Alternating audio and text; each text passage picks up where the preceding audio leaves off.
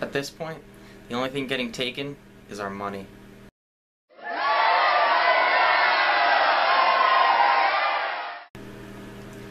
Taken 3 stars Famke Janssen, Forrest Whitaker, Maggie Grace, and of course Liam Neeson. This is the third film in the Taken franchise, and as a huge fan of the original, I was a little excited to see this movie even though the second film sucked balls. I still had a little bit of butterflies before seeing it because I had high hopes that, you know, they learned their lessons from the second Taken and it would translate into this film. Boy was I wrong. I'm serious, this movie sucks. First of all, it's immensely predictable.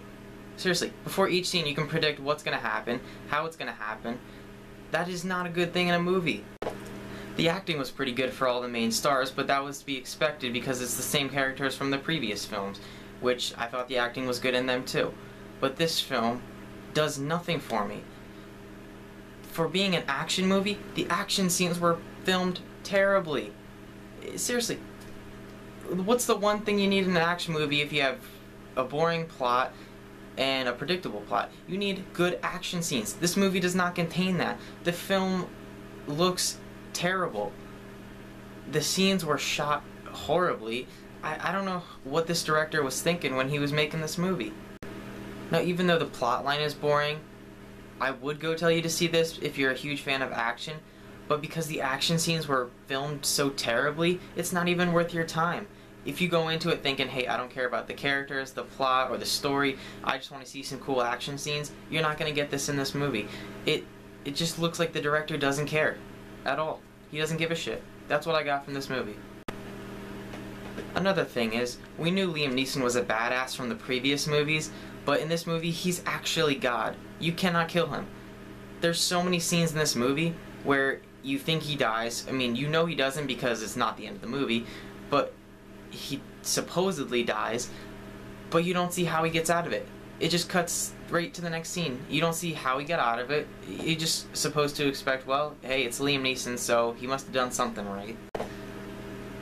This film felt like a huge cash grab, and for me, that's the worst insult to a movie. It's one thing if a director puts time into a project and it turns out sucking, because at least he put some effort into it.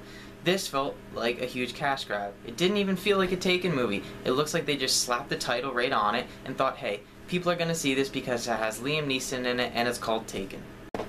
The only redeeming quality of this movie is that it's better than the second one, which isn't saying a lot at all. The second one was horrible, and so is this one, but only slightly less horrible.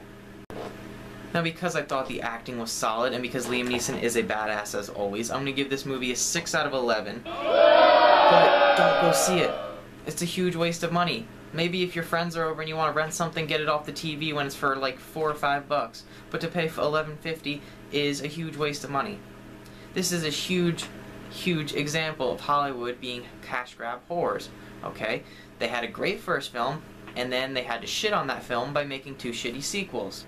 Seriously, Hollywood, stop it. Just stop. Just leave films alone. Let them be great. Don't take a huge shit on them, okay? Just please, don't. Alright? I'm the Casual Movie Guy, and if you want to hear more from me, you should hit that subscribe button, and I'm out.